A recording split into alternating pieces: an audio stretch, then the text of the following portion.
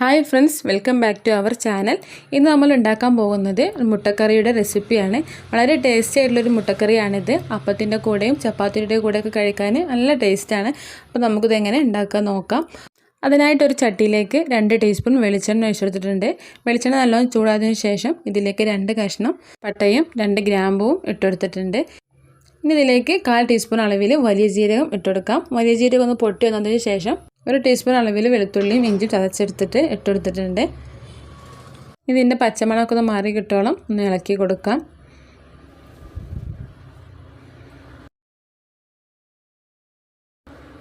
ഇതിലേക്ക് വേണ്ടത് തക്കാളിയാണ്. 2 ചെറിയ തക്കാളി മിക്സിയിൽ അടിച്ചെടുത്തതാണ്. അതിലേക്ക് ഒഴിച്ചു കൊടുക്കാം.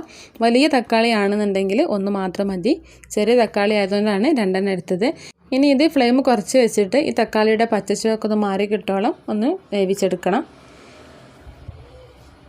ഇതൊന്ന് റെഡിയായി കിട്ടുമ്പോഴേക്കും ഇതിലേക്കുള്ള ഒരു അരപ്പ് റെഡിയാക്കി എടുക്കാം. അതിനായിട്ട് മിക്സിയുടെ ചെറിയ ജാറിലേക്ക് 1 സവാള ഇതേ രീതിയിൽ വറുത്തെടുത്തതാണ് മിക്സിയുടെ ജാറിലേക്ക് ഇട്ട് കൊടുക്കാം. ഇനി ഇതിലേക്ക് ഒരു 10ഓളം കാഷ്യൂ ആണ് ഇട്ടെടുക്കുന്നത്. കുറച്ച് വെള്ളത്തിൽ ആദ്യം കുതിർക്കാൻ വെച്ചതായിരുന്നു. അതിലേക്ക് ഇട്ടെടുക്കാം. 1 ടേബിൾ സ്പൂൺ അളവിൽ പുളിയില്ലാത്ത തൈരും കൂടി ചേർത്ത് കൊടുക്കാം. ഇനി നല്ലപോലെ ഒന്ന് അരച്ചെടുത്തിട്ട് വരാം. അപ്പോൾ അത് നല്ലപോലെ പേസ്റ്റാക്കി അരച്ചെടുത്തിട്ടുണ്ട്. അപ്പോഴേക്കും നമ്മുടെ തക്കാളിയൊക്കെ നല്ലപോലെ വെന്ത് കിട്ടിയിട്ടുണ്ട്. ഇനി ഇതിലേക്ക് 1/4 ടീസ്പൂൺ മഞ്ഞൾപ്പൊടി ചേർത്ത് കൊടുക്കാം.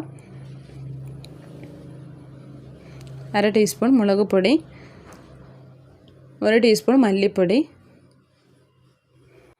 ചെറിയൊരു കളറിന് വേണ്ടിയിട്ട് 1 ടീസ്പൂൺ കാശ്മീരി മുളക് പൊടിയും കൂടി ചേർത്ത് കൊടുക്കുന്നുണ്ട്. നല്ലപോലെ മിക്സ് ചെയ്തെടുക്കാം. ഈ പൊടിയുടെ ആ കുത്തലൊക്കെ ഒന്ന് മാറി കിട്ടോളം നല്ലപോലെ മിക്സാക്കി എടുക്കണം.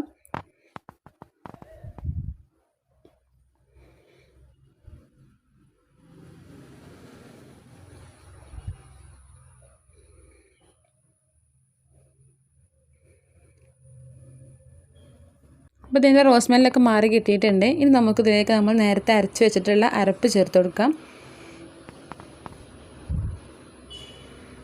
ഇനി നമുക്ക് ഈ ഗ്രേവിയിലേക്ക് ആവശ്യമായിട്ടുള്ള വെള്ളം ഈ സമയത്ത് ഒഴിച്ചു കൊടുക്കാം. ഈ മിക്സിയുടെ ജാറിൽ തന്നെ കുറച്ച് വെള്ളം ഒഴിച്ചെടുത്തിട്ട് ഇതിലേക്ക് ഒഴിച്ചു കൊടുക്കാം.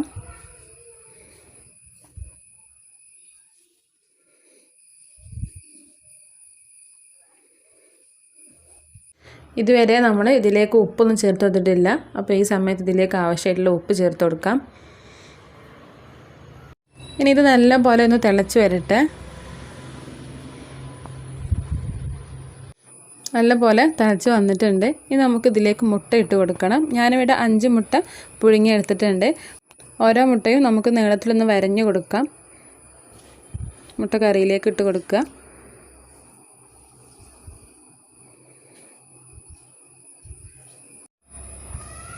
ഇതിലേക്ക് കുറച്ച് ഫ്രഷ് ക്രീം ഒഴിച്ചു കൊടുക്കാം. ഞാനിവിടെ 1 ടേബിൾ സ്പൂൺ അളവിൽ ഫ്രഷ് ക്രീം ഒഴിച്ചു കൊടുക്കുന്നുണ്ട്.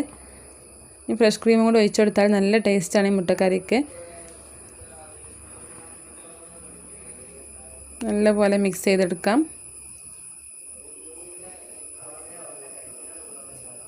ഈ കറി ഒന്നുകൂടി തിക്കായിട്ട് വരും. ഇതിന് മുകളിലേക്ക് കുറച്ച് ചില്ലി ഫ്ലെക്സും കൂടി ഇട്ട് കൊടുക്കാം.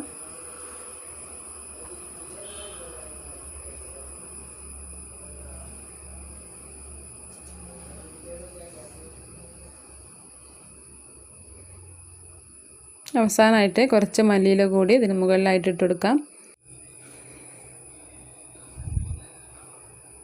ഇനി ഫ്ലെയിം ഓഫ് ചെയ്യാം. അപ്പോൾ നമ്മുടെ അടിപൊളി മുട്ടക്കറി ഇവിടെ റെഡി ആയിട്ടുണ്ട്. അപ്പോൾ നിങ്ങളെല്ലാവരും ട്രൈ ചെയ്ത് നോക്കുക. നല്ല ടേസ്റ്റാണ് കഴിക്കാനായിട്ട്. ചപ്പാത്തിയുടെയും അപ്പത്തിൻ്റെയും കൂടെയൊക്കെ ബെസ്റ്റ് കോമ്പിനേഷനാണ്. വീഡിയോ ഇഷ്ടപ്പെട്ടാൽ ലൈക്ക് ചെയ്യുക, ഷെയർ ചെയ്യുക, സബ്സ്ക്രൈബ് ചെയ്യുക. അടുത്ത വീഡിയോയുമായി വീണ്ടും കാണാം. താങ്ക്